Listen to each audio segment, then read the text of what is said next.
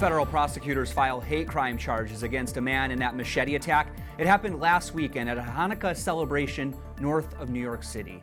That attack wounded 5 people at a rabbi's home in Monsey, New York. Police questioned the same man in connection with an earlier stabbing of an Orthodox Jewish man in the same town, but they didn't have enough evidence to link him to that crime.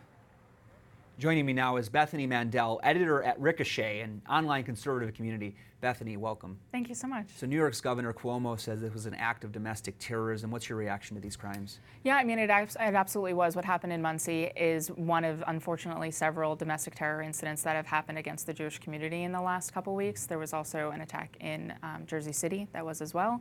And there have also been attacks within Brooklyn that should be classified as hate crimes as well. And I know you had a post online where you even warned your husband not to wear his yarmulke in public. Why? Yeah, so we used to live in New York, and so there have been a number of anti-Semitic attacks that have happened in New York, not just within Brooklyn, but also in Midtown Manhattan. Punching, stabbings, things of that nature, long before Monsey happened, and it's sort of on the long list of reasons why I'm glad we left the area. Thank God we live in an area now in Washington, D.C. where this is not a problem yet.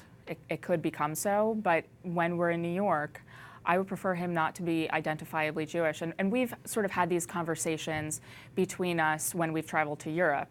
It's funny, when we went on our honeymoon, we had a layover on our way there in Paris, and I told my husband when I went to go get food, don't pray, don't wear your yarmulke, don't pray, don't look Jewish.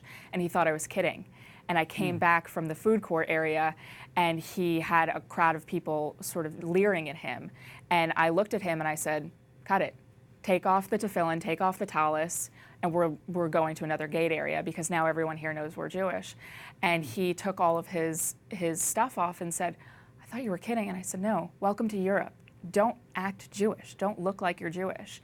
And that sort of mentality of don't be identifiably Jewish that I've always had living in Europe, visiting in Egypt, I now feel like we have to adopt in the New York area. Wow, I cannot even imagine that, not being able to feel like you can't even pray in public, right? I mean, that's... Yeah.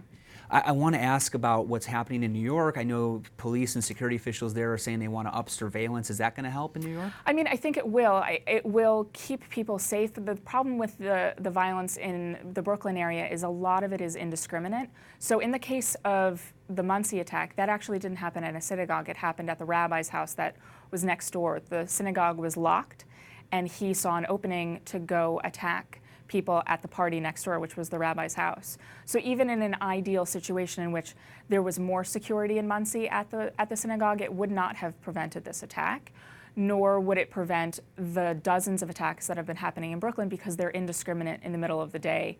And it's just someone sucker punching or knifing a Jewish man or woman, or even a child has been confronted. Oh, I can't imagine that. Well, Bethany Mandel, editor at Ricochet, thanks for bringing to light this issue. Appreciate it.